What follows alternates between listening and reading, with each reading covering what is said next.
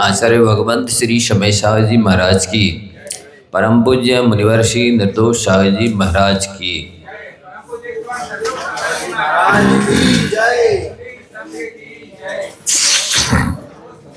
ओ प्रसंग चल रहा है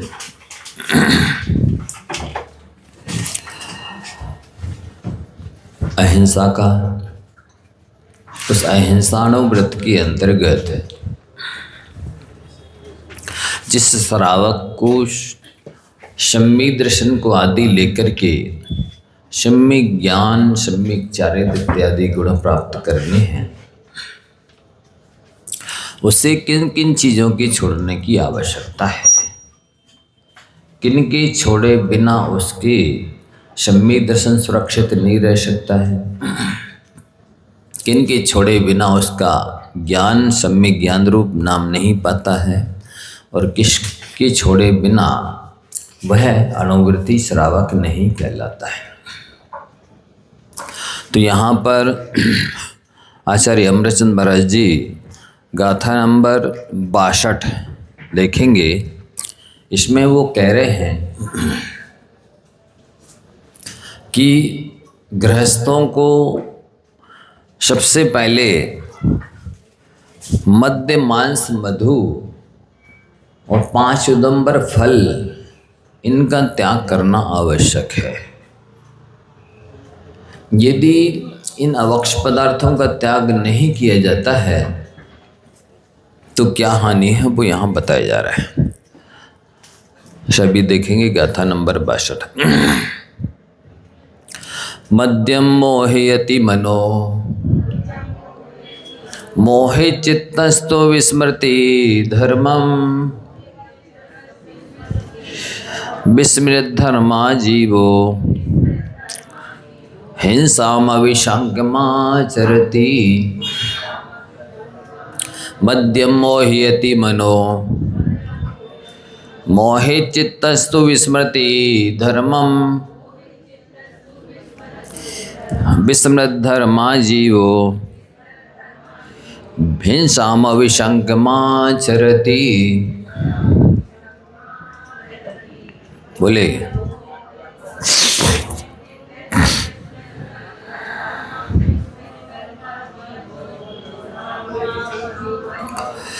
मद्य यानी मदिरा। मदिरा से मतलब है जो नशा उत्पन्न करने वाला लिक्विड पदार्थ, जिससे मन कैसा हो जाता है, मोहियति मोहित हो जाता है। मदिरा मन को मोहित करती है, मदिरा मन को गाफिल करती है। जब मदिरा पी लेता है व्यक्ति तो फिर अपने स्वयं के बस में नहीं रहता है, मदिरा के बस में हो जाता है। और मोहित चित्तस्तु विस्मृति धर्म, जिसका मन मोहित हो गया है, गाफिल हो गया है, मदहोश हो गया है, वह धर्म को भूल जाता है। और जो व्यक्ति धर्म को भूल जाता है तो विस्मृत धर्मा जीवो, जो जीव धर्म को विस्मरण कर चुका है, वह अविसंकम हिंसाम आचरती है। वह निशंक होकर के हिंसा का आचरण करता है। जिसका मन काबू में नहीं रहा, बस में नहीं रहा, मोहित हो गया है, बदहोश हो गया है, वो जीव हिंसा का निशंक होकर आचरण करने लगता है, फिर हिंसा करने से नहीं डरता है। इसलिए जितने भी मादक पदार्थ हैं, जितने भी पदार्थ मन को उन्मत्त कर देने वाले हैं, गाफिल कर देने वाले हैं, चाहे वो तंबाकू हो, कोल्ड ड्रिंक्स हो, या और भी कोई भांग, चरस, अफीम इत्यादि हैं, अनेक अनेक और नए नए नशीले मादक पदार्थ आजकल आने लगे हैं। उन सब नशीले पदार्थों से बचना चाहिए। पहले कहीं पढ़ा था कि तंबाकू मात्र खाने से प्रति वर्ष लगभग 60 लाख लोगों की मृत्यु होती है। तो तंबाकू चाहे खाने वाली हो या पीने वाली हो या कोई भी सूंघने वाले पदार्थ हों, ये सारे के सारे पदार्थ हमारी आयु को घटाते हैं और साथ ही इस जीव से बहुत ही पाप कराते हैं। इसलिए हम सभी को अपने मन को पवित्र रखने के लिए, विशुद्ध बनाए रखने के लिए, एकाग्र करने के लिए नशीले पदार्थों से दूर रहना चाहिए। कभी कोई पर्व हो, कोई अवसर हो, कोई शादी विवाह हो, जहाँ पर इस तरह के प्रोग्राम रखे जाते हैं जिनमें व्यसनों की प्रमुखता रहती है, जिनमें कहना चाहिए एक फैशन जैसा मान लिया गया है व्यसनों का करना, वहाँ पर जाने से ही बचना चाहिए। फिर आगे बताते हैं और क्या हानि है। रसजानाम च बहूनाम जीमानाम योनिदृश्यते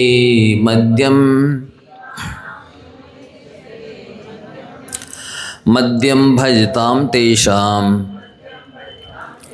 हिंसा संजायते वश्यम। रसजानाम च बहूनाम जीवानाम योनिदृश्यते मद्यम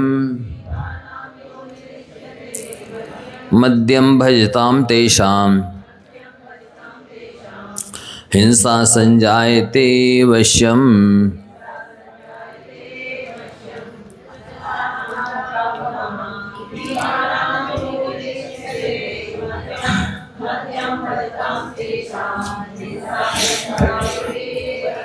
अब चाहे मदिरा देशी हो या विदेशी, चाहे जो साक्षात में महुआ आदि को सड़ाकर बनाई जाती है, जो देखने में आ जाती है वो हो, या एकदम फाइन जो दिख रही है, नीट एंड क्लीन दिख रही है, भले उसमें जीव नहीं दिख रहे हैं, या आपने नहीं देखा है कि इसमें कौन से जीवों की हिंसा हुई है, कितने जीवों को मार करके ये चीज़ तैयार की गई है, लेकिन उन्होंने कहा है कि रसजा नाम, ये जो मद्य है वह बहुनाम रसजानाम जीवानाम योनिम इष्यते, बहुत सारे रस में उत्पन्न होने वाले जीवों की उत्पत्ति स्थान मानी जाती है।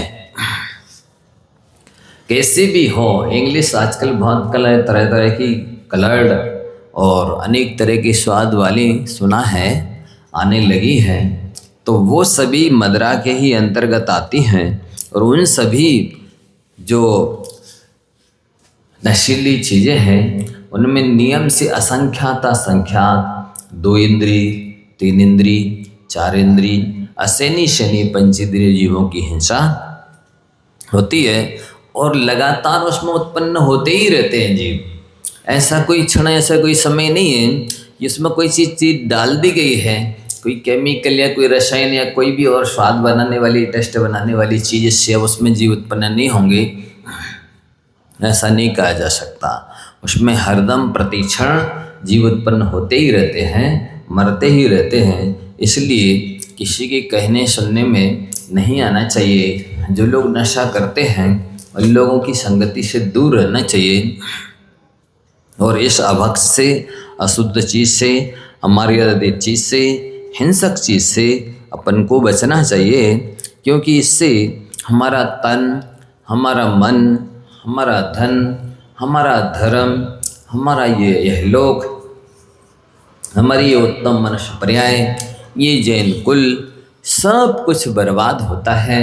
साथ ही सारा परिवार, सारा कुटुंब चिंतित रहता है, दुखी रहता है, अभावग्रस्त हो जाता है, परेशानी में पड़ जाता है और अपयश होता है, बदनामी होती है, बेइज्जती होती है, फजीती होती है, वो अलग है। इससे कोई भी ऐसे नशा करने वालों को सम्मान नहीं देता है, अच्छा नहीं मानता है, आदर्श नहीं मानता है। ऐसे लोगों से लोग दूर रहना चाहते हैं, परहेज करना चाहते हैं। इसलिए हमें किसी भी हालत में ऐसी चीज़ों का सेवन नहीं करना चाहिए जो हमारे तन मन धन धर्म को, दुर्लभ मनुष्य पर्याय को और अनंत भविष्य को बर्बाद कर दे। क्योंकि कुछ लोग ये समझते हैं कि यदि हम सब कुछ कर सकते हैं, अच्छा हर तरह के नशे कर सकते हैं, हर तरह के लोगों से मिल सकते हैं, सब तरह के लोगों के बीच बैठ सकते हैं, तो हम विशिष्ट कहलाएंगे। और यदि हम सब तरह के लोगों के साथ नहीं बैठ सकते हैं, हर तरह के काम नहीं कर सकते हैं, तो हम विशिष्ट नहीं कहलाए, पढ़े लिखे नहीं कहलाए। लोग कहेंगे तो पुराने ज़माने के लोग हैं, देहाती पुर्रे हैं, इनको सब कुछ देखना सुनना चाहिए, सब कुछ करना चाहिए। तो ऐसी धारणा वाले लोगों से दूर ही रहना चाहिए और ऐसे लोगों की बातों में नहीं आना चाहिए। आप महान पंचेंद्रिय के विषयों को भोगने से नहीं बनते। लिख लो ये बात, व्यक्ति महान पंचेंद्रिय के भोगों से नहीं होता है, वह महान होता है पंचेंद्रिय की भोगों के त्याग से। यदि पंचेंद्रिय की भोगों से भोगने से कोई महान बनने लगे तो सारी दुनिया महान हो जाए, सारा संसार महान हो जाए, सारा संसार ज्येष्ठ हो जाए, सारा संसार श्रेष्ठ हो जाए, सब पूज्य हो जाए, और फिर तो स्वर्ग और मोक्ष सुलभ हो जाएगा। सभी को, जैन जैनेतर को, पढ़े लिखे हों चाहे बिना पढ़े लिखे हों, सज्जन हों चाहे दुर्जन हों, गरीब हों चाहे बड़े हों, गांव के हों या शहर के हों, कैसे भी लोग हों, सबके लिए स्वर्ग और मोक्ष का द्वार खुल जाएगा। इसलिए अपने को पंचेंद्रिय के विषयों का त्याग करने की मानसिकता बनाना चाहिए, पापों के त्याग करने की मानसिकता बनाना चाहिए। इसी से व्यक्ति महान बनता है, इसी से व्यक्ति यह आचारवान सा पंडित, उसी से वो पंडित माना जाता है, ज्ञानी माना जाता है, धर्मात्मा माना जाता है, पूज्य होता है, श्रेष्ठ होता है, आदर का पात्र होता है, यशस्वी बनता है। ऐसा समझ करके अपन को, जबकि यहाँ तक कहा जाता है कि कोई व्यक्ति यदि बुरा विचार करता है तो अपनी एनर्जी का बहुत सारा हिस्सा नष्ट कर देता है। लिख लो, बुरा विचार करने से सबसे ज़्यादा एनर्जी बर्बाद होती है। और जो चीज़ आपको दुर्लभ चीज़ मिली है, श्रेष्ठ चीज़ मिली है, यदि आप उसका सदुपयोग नहीं करेंगे तो उसकी सज़ा यही होगी कि अनंत काल तक भविष्य में फिर आपको वो योग्यता, वो श्रेष्ठ चीज़, वो मनुष्य पर्याय, वो जैन कुल, वो सद्बुद्धि, वो जो धन इत्यादि मिला था, अब भविष्य में अनंत काल तक नहीं मिलेगा, क्योंकि आपने उसका सदुपयोग नहीं किया, अपनी योग्यता का, अपने तन मन धन का सदुपयोग नहीं किया, सार्थक नहीं किया। तो हमें बुरा सोचने से भी बचना है, बुरा बोलने से भी बचना है, बुरा करने से भी बचना है, और यहाँ तक कि बुरे लोगों की संगति से भी बचना है। तब हमारी ये मानव पर्याय सफल और सार्थक होने वाली है।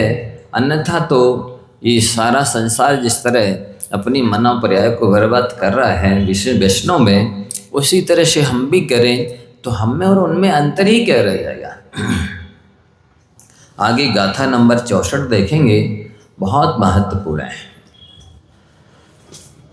अभिमान भय जुगुप्सा हास्यारति शोक काम को पाद्याः हिंसायाः पर्यायाः सर्वेपि च सरक्षन्निहिताः। अभिमान भय जुगुप्सा हास्यारति शोक कामिको पाद्याः हिंसायाः पर्यायाः सर्वेपि च सरक्षन्निहिताः। बोले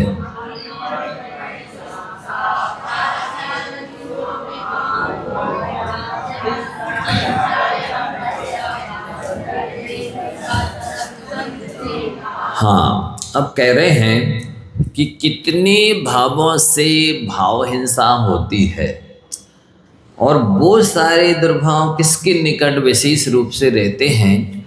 तो कहते सबसे पहले यदि कोई अभिमान कर रहा है तो निरंतर वो भाव हिंसा तो कर ही रहा है।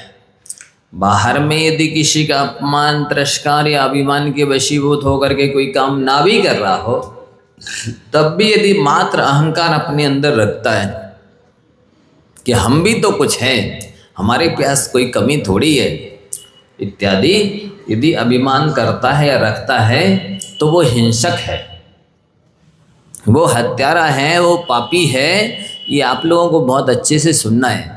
व्यक्ति इतना बात बात पर प्रेस्टीज पॉइंट बनाता है और हर काम अहंकार की पूर्ति के लिए करता है, चाहे मकान बनाए, दुकान बनाए, गाड़ी खरीदे, वस्त्राभूषण खरीदे, यहाँ तक कि जूते चप्पल भी वो इसलिए खरीदता है कि लोग कहेंगे कि ये इनके जूते हैं, चप्पल हैं। यदि हमने सामान्य से स्लीपर खरीद लिए तो लोग क्या कहेंगे, तुम्हारी चप्पलें हैं, तुम ऐसी चप्पलें पहनते हो। तो इतना कोई ना कह पाए इसके लिए वो कितना खर्च करता है। हर चीज़ स्टैंडर्ड की रखेंगे, एवन क्वालिटी की रखेंगे, जिससे सबसे श्रेष्ठ रहे हमारे पास जो वो चीज़ जो भी है। क्योंकि समझदार लोग वो कहलाते हैं जो कम दाम की हो और पूरे काम की हो। कैसी वस्तु रखते समझदार लोग? कम दाम की हो, पूरे काम की हो, होने का अहंकार ना हो, खोने का गम ना हो। लिख लो, कम दाम की हो, पूरे काम की हो, होने का अहंकार ना हो और खोने का गम ना हो। जो धर्मात्मा होते हैं वो तो ऐसी चीज रखते हैं, और जो अभिमानी होते हैं वे कम दाम की चीज नहीं रखेंगे, महंगी रखेंगे, भले वो पूरे काम की ना हो। महंगी होने चाहिए, काम में आए चाहे नहीं आए। प्राय करके हर चीज, वस्त्र आभूषण को आदि लेकर के और वाहन को, आप देख लेना जो अभिमानी लोग होंगे, अब वो हर चीज स्टैंडर्ड की महंगी रखेंगे और वो महंगी चीज प्राय काम में नहीं आती है। खराब ना हो जाए, मैली ना हो जाए, टूट फूट ना जाए, गुम ना जाए, तो हरदम उसका उपयोग नहीं कर पाते। अब महंगी वस्त्राभूषण है, मैले हो जाएंगे, गंदे हो जाएंगे। आभूषण है, कोई चैन खींच ना ले गले से। अभी ऐसा हुआ था बीना में, एक महिला 4 साढ़े 4 बजे दोपहर में, शाम के टाइम मंदिर दर्शन कर लेंगी और पानी लेते आएंगे, कुआं से लेने आ रही थी। अब वो 1-8 किलोमीटर से आ रही होगी, तो या तो लो जो लुटेरे रहते हैं ना, डाकू, दिन दहाड़े खींच लुटाई पिटाई करने वाले, पहले से देखते होंगे, तो वो पीछे पीछे धीरे से स्कूटर से चले आए और स्कूटर खड़ी करी, एक उतरा, उसने चैन खींची गले में से और बैठ के चला गया। उसने तुरंत जाके चिल्लाई, एकदम बचा, उसके गले से आवाज़ ही रुक गई। जो पीछे बच्ची आ रही थी या आ गई, वो चिल्लाई जोर से, दौड़ो दौड़ो, चैन छीन ली। इतने में तो वो लेके चले गए और एक बार स्पीड ब्रेकर पड़ा तो वो लुढ़क गई गाड़ी। फिर जल्दी से संभल के भागे, रिपोर्ट करी। अब वो जिस किसी तरह पुलिस ने पकड़ तो लिया और पकड़ के रोड पे से ले जा रहे थे, लाते घूसे मारते हुए उसको डंडे, लेकिन चैन नहीं मिली। चैन तो चली गई, कहाँ चली गई भगवान जाने। इसकी सोने की चैन भी चली गई और हृदय की चैन भी चली गई। हैं, दोनों चैन चली गई। तो ऐसा अभिमानियों के साथ प्राय करके होता है कि भी महंगी चीज रखते हैं पर काम में नहीं आती। वो क्यों नहीं आती? गंदी हो जाएगी, मैली पुरानी हो जाएगी, टूट फूट जाएगी, खराब हो जाएगी, गुम जाएगी, कोई मंगा लेगा। मान लो अच्छी चीज़ है, अब आपने तो थोड़ा उपयोग करे और रख दी, अब दूसरे ने देखी, पड़ोसी ने या किसी ने, भाई सब देना जरा थोड़ा सा, हमको भी जाने उपयोग कर ले इसका। सब देना चाहते नहीं है, और मंगा तो ली है, नहीं देंगी तो बुराई, और देंगी तो गई चीज खराब। जैसी जैसी स्थिति में देते हैं, प्राय करके कोई भी चीज उस स्थिति में वापस नहीं मिलती है। वो मतलब लगभग कुछ अंशों में क्षतिग्रस्त तो मिलेगी ही। तो ऐसा होता है, तो उसके लिए फिर छुपा के रखते हैं, कोई मंगा ना पाए, सो कोई दूसरा भी ना मंगा पाए और खुद भी यूज नहीं कर पाते। ऐसी कई चीज़ों के साथ में होता है। तो कम दाम की नहीं होती है, पूरे दाम की होती है, फिर पूरे काम की नहीं होती है, कम काम की अब कम में आती है। और होने का अहंकार होता है कि देखो मेरे पास ऐसी स्टैंडर्ड की चीज़ है, इतनी महंगी चीज़ रखते हैं हम। और होने का अभिमान होता है, और खो जाए, और बहुत महंगी थी, वो अभी तो खरीदी थी, उपयोग ही नहीं कर पाए। सुन रहे आप लोग? उल्टा होता उनके साथ में। होने का गम होता है, होने का अहम होता है, और महंगी दाम की होती है और कम काम की होती है। तो आप सभी को एक शिक्षा लेनी चाहिए कि अपने जीवन में ऐसी चीज़ें नहीं रखो जिससे अहंकार उत्पन्न हो। महंगी होवे, कम काम की होवे, होने का अहंकार होवे, और खो जाए तो भूख ही गोल हो जाए। अरे वो चीज़ टूट गई, गुम गई, फूट गई, मर गई, चली गई, अब भूख नहीं लग रही, नींद नहीं आ रही, क्यों चली गई, कैसे चली गई, कैसे मुश्किल से तो खरीदा था, कैसे तो लाए थे, कैसे तो क्या किया था, और उपयोग ही नहीं कर पाए, और नष्ट हो गई, टूट गई, फूट गई, गुम गई, चली गई। लो, तो ऐसी चीज़ें धर्मात्माओं को अपने पास नहीं रखना चाहिए। तो इन्होंने कितनी चीज़ें गिनाई हैं जो हिंसा के अंतर्गत आती हैं, आप सभी को वो ध्यान से पढ़ने और सुनने लायक है। अभिमान किसी भी चीज़ का हो, प्राय करके 8 चीज़ों को निमित्त बना करके अहंकार उत्पन्न होता है। कितनी चीज़ों को?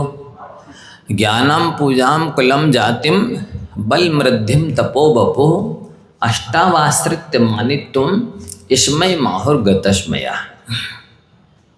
ज्ञान का अहंकार होता है। कोई भी विद्या कला आ जाए तो उसका अहंकार हो जाता है व्यक्ति को। जबकि आचार्यों ने कहा है, णाणम मद दर्प हरम माद्यति यह तस्य तैन को वैद्या अमृतम यद विषम जातम तस्य चिकित्सा कतम क्रियेत। ज्ञान तो मद को, कामादि को और दर्प अहंकार आदि को नष्ट करने का साधन था। उसी ज्ञान का अहंकार हो गया। अब आपके कामादि को और अहंकार आदि को नष्ट करने वाली दूसरी कोई चीज़ नहीं है। अब किसके माध्यम से आप कामादि को जीतेंगे और अहंकार आदि को जीतेंगे? क्योंकि इस सब को जीतने का साधन तो ज्ञान था। अब उसी का अहंकार कर लिया तो अब कोई दूसरी चीज़ उसका कल्याण उद्धार करने वाली नहीं बचती है। इसलिए ज्ञान का, किसी भी कला का, विद्या का अहंकार नहीं करना। पूजा है, प्रतिष्ठा है, अरे हमारे बिना तो बिल्कुल, हमको सब लोग आगे करके ही काम करते हैं, हमसे पूछ के ही काम करते हैं, हमारी आज्ञा के बिना कुछ काम नहीं होता है, पत्ता नहीं हिलता है। यदि कोई पोस्ट पर है, पद पर है, तो उसका अहंकार करके लोग बहुत भारी पाप कमा लेते हैं। कितना पाप कमा लेते हैं? मान महाविश्वरूप करे नीच गति जगत में। समझ में आया? कितना पाप कमाते हैं? मान को महाविश्वरूप का है और नीच गति में ले जाने वाला है। तो आप सबको मालूम है नीच गति कितनी है? 66 लाख योनियां तो पक्के में नीच गति की है। नहीं मालूम?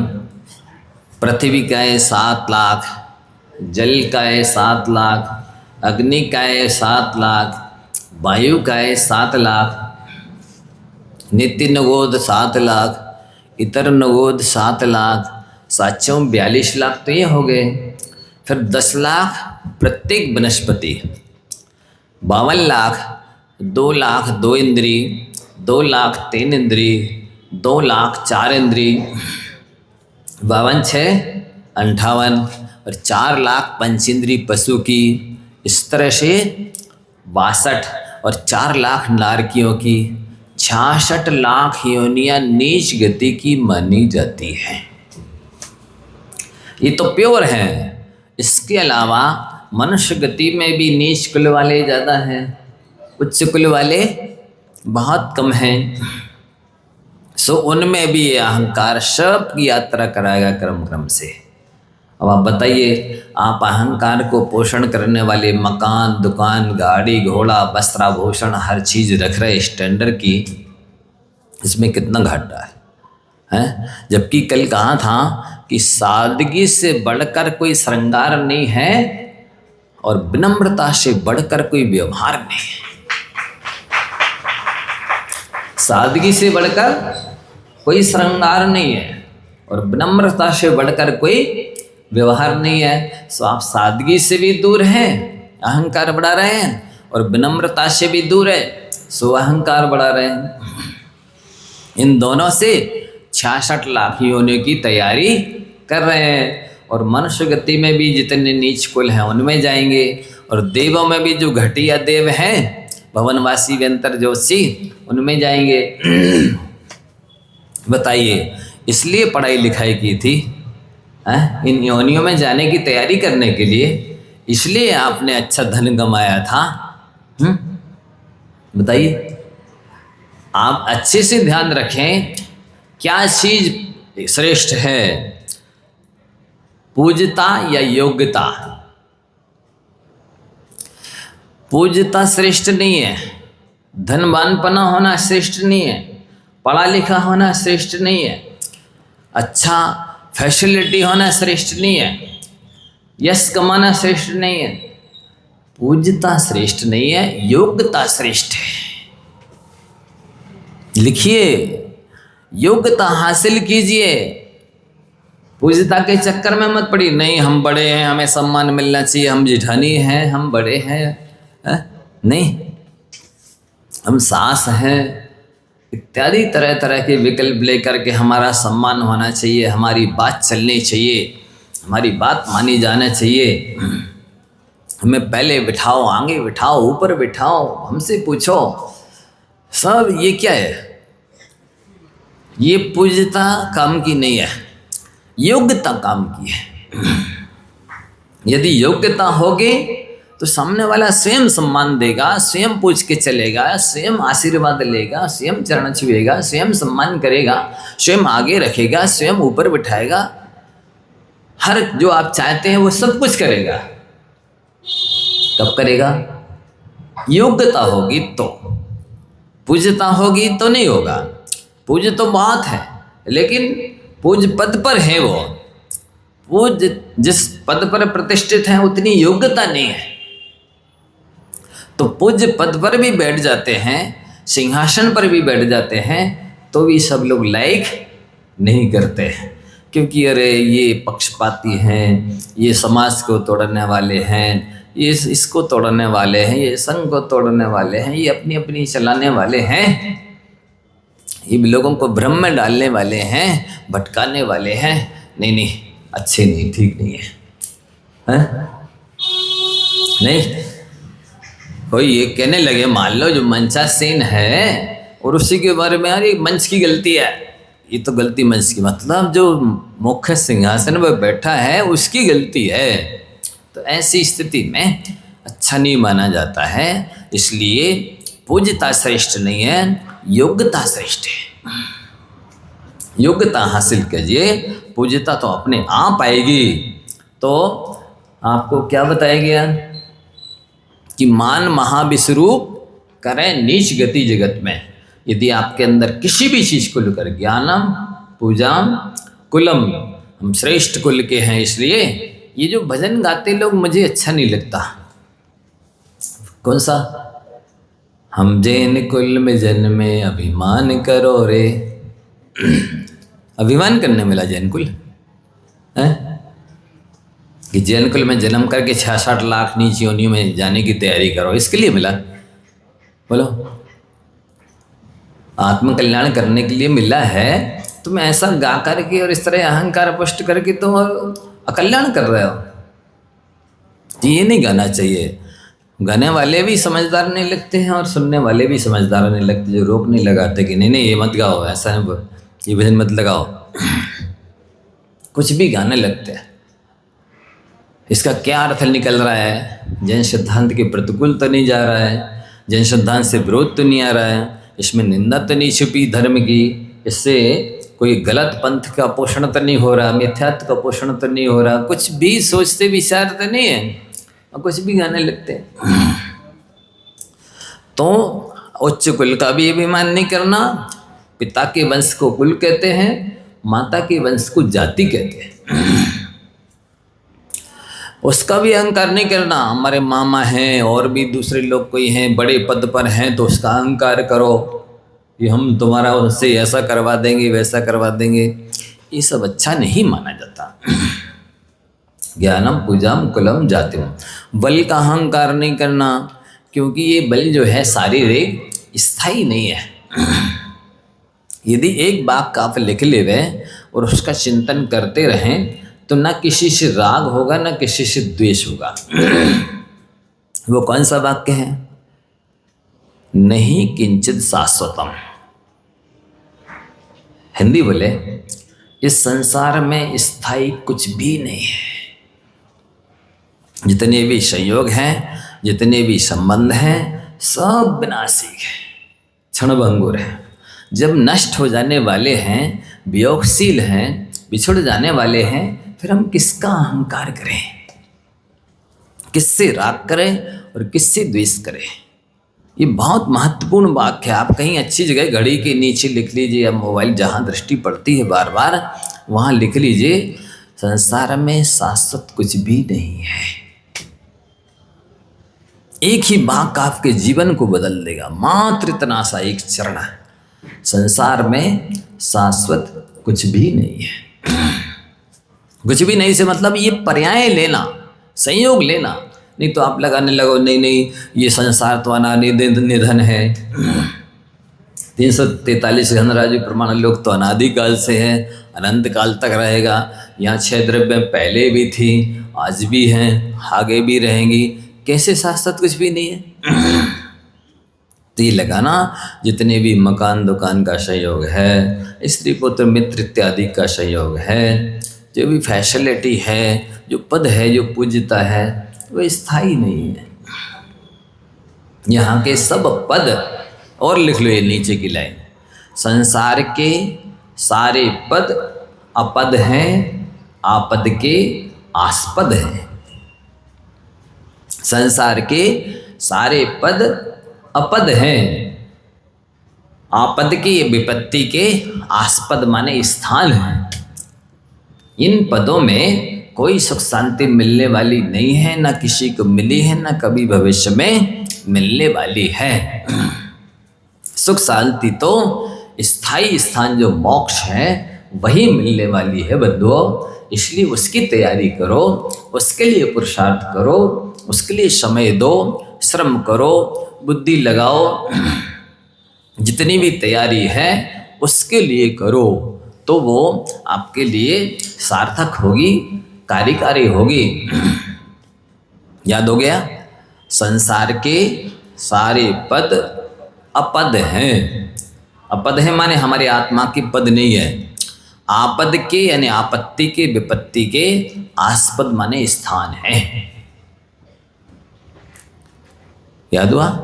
संसार के सारे पद अपद हैं, आपद के आस्पद है। अपद माने अस्थाई है और आपद माने विपत्ति के, आस्पद माने स्थान है। इसलिए इस वाक्य को हमेशा चिंतन करते रहें। जैसे वो भजन बोलते ना, जीवन है पानी की बूंद, कब गल जाए रे, कब मिट जाए रे। तो ये जीवन से मतलब जीवन से रिलेटेड संबंधित जितनी भी चीज़ें हैं, संयोग संबंध हैं, वे सब कभी भी बिछुड़ सकते हैं, नष्ट हो सकते हैं। वियोगशील है, और साथ ही संसार की असारता, दुखों की अपारता, उलझ गए तो कुछ नहीं और सुलझ गए तो शाश्वता। इसलिए सुलझने का प्रयास करो, उलझने का नहीं। यदि उलझ गए तो उलझे ही रहोगे और सुलझ गए तो हमेशा के लिए सुलझ जाओगे। तो कितनी चीज़ें मद करने वाली हैं? ज्ञान, पूजा यानी कोई भी प्रतिष्ठा है, पद है आपका, कुल पिता का वंश, जाति माता का वंश, बल शारीरिक बल, रिद्धि से लेना संपत्ति, ये सब पर्याय हैं और पर्याय नियम से विनाशी ही होती है। पर्याय नियम से वियोगशील होती है, क्षणभंगुर होती है, अस्थायी होती है। बल वृद्धि तपो बपू, और तप है सातवां, अपनी तपस्या का अहंकार नहीं करना, क्योंकि तपस्या तो कर्म निर्जरा के लिए की जाती है, और यदि तपस्या का ही अहंकार कर लिया तो फिर उल्टे कर्म बंद हो जाएंगे और फिर निर्जरा के लिए कोई दूसरा साधन नहीं बचेगा। और आठवां है शरीर। इस शारीरिक सौंदर्य का भी इतना अहंकार होता है व्यक्ति को कि वो आंखें होते हुए भी अंधे जैसा हो जाता है। मेरे जैसा सुंदर दुनिया में और कोई नहीं है। तो ये रूप वृक्ष की छाया की तरह है। सूरज जब ऊपर होता है तो वृक्ष की छाया एकदम गोल सुडौल होती है। जैसे ही वो ढलने लगता है तो छाया टेढ़ी मेढ़ी होते होते बिला जाती है, नष्ट हो जाती है, विलीन हो जाती है। तो वृक्ष की छाया की तरह अपने शरीर के सौंदर्य को मान करके इसका अहंकार नहीं करना चाहिए। तो यहाँ पर गाथा नंबर 64 में कहा कि यदि कोई किसी भी चीज़ को लेकर के अंदर में अहंकार रखता है, अभिमान रखता है, तो वो हिंसा कर रहा है। कि अभिमान कहो या हिंसा कहो, दोनों पर्यायवाची नाम है, सिनोनिम है, मीनिंग है, एकार्थवाची नाम है। चाहे हिंसा कर लो तो उतनी पाप लगना है, चाहे अहंकार कर लो तो भी उतनी पाप लगना है। दूसरे नंबर पर रखा भय। यदि किसी को किसी चीज़ का भय है तो चाहे हिंसा कर लो उतनी पाप लेगा, और चाहे भयभीत हो लो उतनी पाप लेगा। इसलिए यदि आप पाप से बचना चाहते हैं तो हिंसा के साथ साथ अभिमान भी छोड़िए और भय को भी छोड़िए। भय को कौन छोड़ सकता है? जो निशंक होगा कि जैसे मेरे पुण्य पाप का उदय होगा वैसा होगा। इसके अलावा बिना कर्म के उदय की ना कोई किसी का कुछ बिगाड़ सकता है और ना कोई किसी का कुछ बना सकता है। और भय के समान का आत्मा तो अमूर्तिक है ना। नैनम छिन्दन्ति शस्त्राणि नैनम दहति पावका नैव क्लेदयन्ति आपा नैव शोषयति मारुतः। आत्मा शस्त्रों से कटती नहीं है, अग्नि से जलती नहीं है, वायु में पानी से भीगती नहीं है, वायु से सूखती नहीं है, फिर डर किस बात का? कोई भी अस्त्र शस्त्र या कोई जानवर नष्ट करेगा तो शरीर को करेगा, आत्मा को तो खा नहीं लेगा। और उस समय यदि आप तुरंत चारों प्रकार के आहारों का त्याग, किए हुए अपराध की निंदा करता हूँ, पंच परमेष्टि की मंगलोत्तम शरण को प्राप्त होता हूँ, सबको क्षमा करता हूँ, सबसे क्षमा चाहता हूँ, इस तरह से कभी भी प्राण छूट जाए, घट्टे का सौदा है ही नहीं। ये तो समाधि मरण कहलाता है, संन्यास मरण कहलाता है। और संन्यास मरण कभी भी हो जाए, आत्मा ऊर्ध्व गति को ही प्राप्त होती है। घाटे का सौदा है ही नहीं, फिर डरने की बात क्या?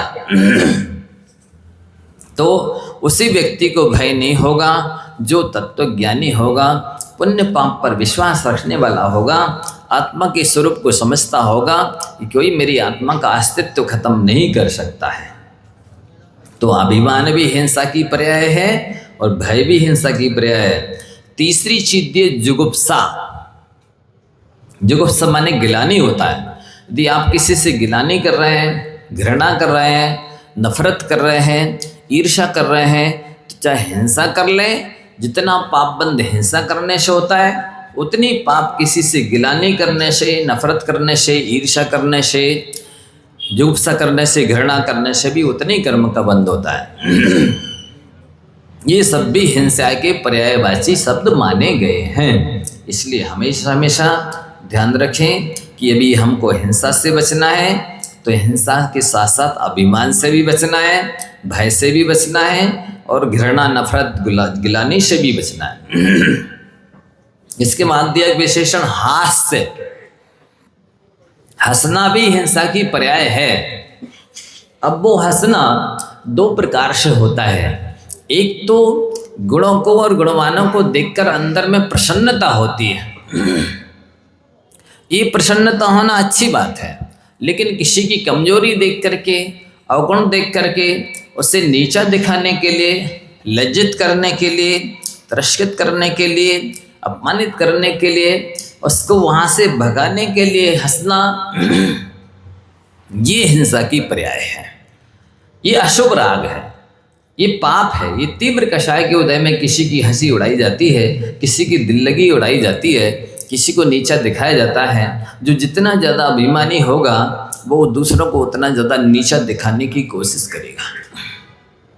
तो यहाँ कहा जा रहा है कि यदि आप किसी की हंसी उड़ा रहे हैं तो जितना पाप बंद हिंसा करने से होता है उतने पाप का बंद दूसरों की हंसी उड़ाने से भी होता है। फिर अगला विशेषण दिया आरती। यदि आप किसी से अप्रीति करते हैं, अरति करते हैं, अलगाव रखते हैं, तो ये भी हिंसा के बराबर पाप बंद कराने वाला है। फिर आपको शंका होगी कि महाराज जी हम वैराग्य कैसे धारण करेंगे यदि सबसे राग करते रहेंगे। तो आप करें इससे अरति भी नहीं करो, इससे रति भी नहीं करो, तो रति भी नहीं करें, अरति भी नहीं करें तो करें क्या? आपको समता भाव रखना है, तटस्थता रखनी है, मध्यस्थता रखनी है। ना राग करना है ना द्वेष करना है। यदि आप अशुभ राग करते तो अशुभ राग की कोटि में आता है, और द्वेष करते हैं तो भी हिंसा की कोटि में आता है। जैसे आप यहाँ से बाजार से निकल रहे हैं, गुजर रहे हैं, पास हो रहे हैं, बहुत सारी दुकानें लगी हैं। अब आपको जो चीज़ चाहिए होती है तो ले लेते हैं, नहीं चाहिए तो क्या करते हैं? कुछ भी नहीं चाहिए तो धीरे से निकल जाते हैं, ना राग करते हैं ना द्वेष करते हैं। ऐसे ही जैसे आप निकल गए सारी दुकानों को देखते हुए, राग द्वेष कुछ भी नहीं किया है, ऐसा मध्यस्थ भाव ही कर्म बंध से बचाने वाला होता है। अन्यथा इन्होंने कहा अरति करना भी हिंसा की पर्याय है। हिंसा बराबर कर्म का बंध अरति करने से भी होता है। फिर अगला विशेषण दिया शोक। कोई व्यक्ति मर जाता है, किसी का वियोग हो जाता है, हानि हो जाती है, नुकसान हो जाता है, घाटा हो जाता है, आग लग जाती है, फिर अंदर ही अंदर कैसा होता है शोक, पश्चाताप। अरे ऐसा क्यों हुआ, मैंने यहाँ चूक कर दी, गलती कर दी, वहाँ चला गया, ये ध्यान नहीं रखा, वो ध्यान नहीं रखा। तो अंदर ही अंदर जो विकलता होती है वो शोक के अंतर्गत आता है। तो जितना कर्म का बंध हिंसा करने से होता है उतनी कर्म का बंध शोक करने से भी होता है।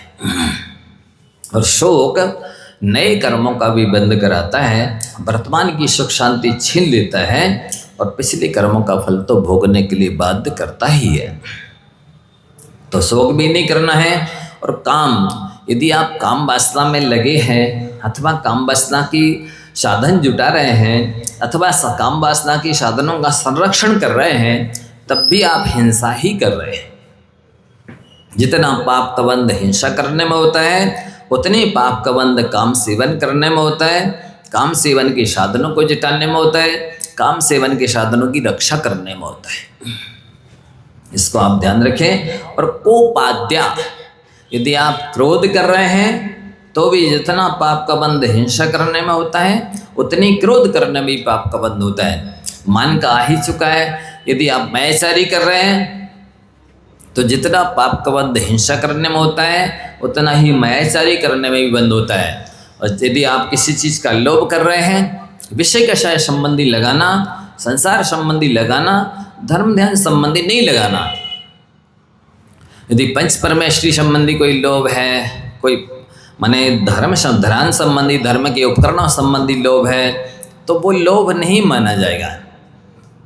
वो लोभ होते हुए भी लोभ को खत्म करने का साधन है। जैसे कहा जाता है वीतराग के प्रति जो राग है वो भी राग नहीं माना जाता, वो वीतरागता की ओर ले जाता है, इसलिए वीतरागता ही मानी जाती है। तो जो जिस ओर ले जाता है वो उसका ही साधन माना जाता है।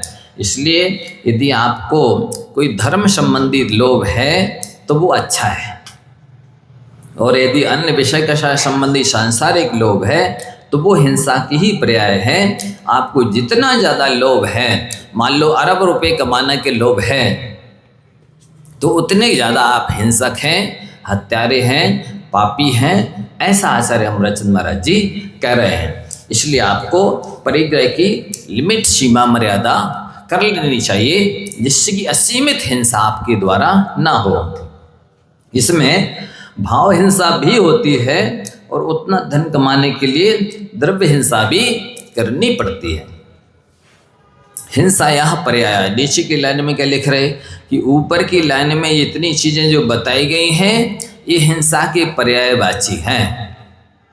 फिर से गिने, अभिमान 1, भय 2, जुगुप्सा गिलानी, घृणा, नफरत 3, हास्य 4, अरति 5, शोक 6, काम 7 और क्रोध, मान, माया, लोभ आदि ले लिए, आदि दे दिया है। तो जितनी कषायें हैं, जितने पाप हैं, जितने व्यसन हैं, जितने इंद्रिय के विषय हैं, वो सब हिंसा के पर्यायवाची हैं। इसलिए अहिंसा परमो धर्म की आप जय बोलते हैं, अहिंसा को परम धर्म मानते हैं, तो आपको इन विषय कषायों से, पापों से, व्यसनों से त्याग करना चाहिए, बचना चाहिए, दूर रहना चाहिए। साथ ही लास्ट के चरण में कहते हैं कि सरक सर्वेपि सरक सन्निहिता। ये सारे व्यसन, सारी कसाएं, सारे पाप, सारे इंद्रिय के विषय जो शराब पीता है उसके निकट तो नियम से रहते हैं। सारे अवगुण, मतलब कहना चाहिए मदिरा के समीप रहते हैं। जो मादक चीज़ें हैं, लिक्विड चीज़ें हैं, पीने वाली हैं, मन को मोहित करने वाली हैं, उसके पास सारे अवगुण रहते हैं। यदि आप इन सभी अवगुणों से बचना चाहते हैं तो आपको नशीली चीज़ों के सेवन से बचना चाहिए, त्याग कर देना चाहिए, ऐसा आचार्य अमरचंद महाराज जी का कहना है। और ये भी साथ में ध्यान रखना है, जिसका खान पान शुद्ध नहीं होता है उसका खानदान शुद्ध नहीं होता है। यदि आप अपने खानदान को शुद्ध रखना चाहते हैं, बचाना चाहते हैं, बताना चाहते हैं दूसरों को कि हम शुद्ध खानदान के हैं, तो अपना शुद्ध खान पान रखना चाहिए। बहुत सारी बातें और भी बताना है। एक और अंतिम लाइन सुन लेवे, इसके बाद में आपकी शंका सुनेंगे। एक अहिंसा ही प्राणियों को सुख देने में समर्थ है, कल्याण करने में समर्थ है, मोक्ष प्रदान करने में समर्थ है।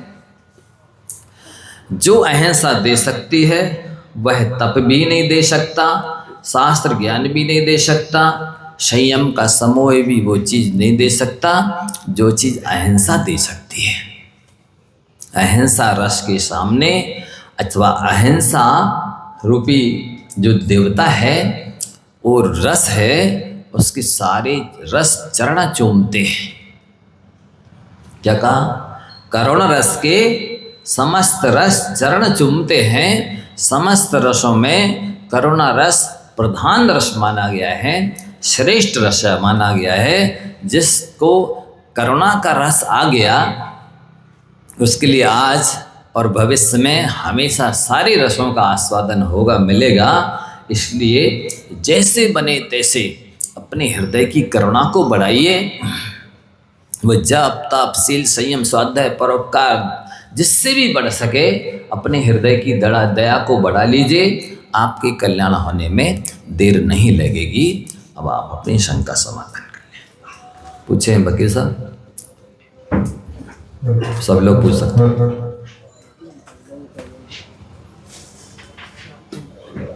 गुरुदेव नमस्ते नमस्ते नमस्ते। गुरुदेव ये 1657 सूत्र आया है कि आंखें ही साधना की सिद्धि कर देती हैं और आंखें ही साधना का नाश कर देती हैं? आंखें ही हाँ साधना की सिद्धि कर देती हैं हाँ, और आंखें ही साधना का नाश कर देती हैं। बहुत बढ़िया। यदि आँखों में आपकी करुणा है तो साधना की सिद्धि हो जाएगी, और आँखों में यदि वासना है, करुणा है, निर्दयता है, स्वार्थ इत्यादि है, तो आपकी साधना का नाश हो जाएगा। आँखों के माध्यम से सारी कषायों की अभिव्यक्ति की जा सकती है, सारे व्यसनों की अभिव्यक्ति की जा सकती है।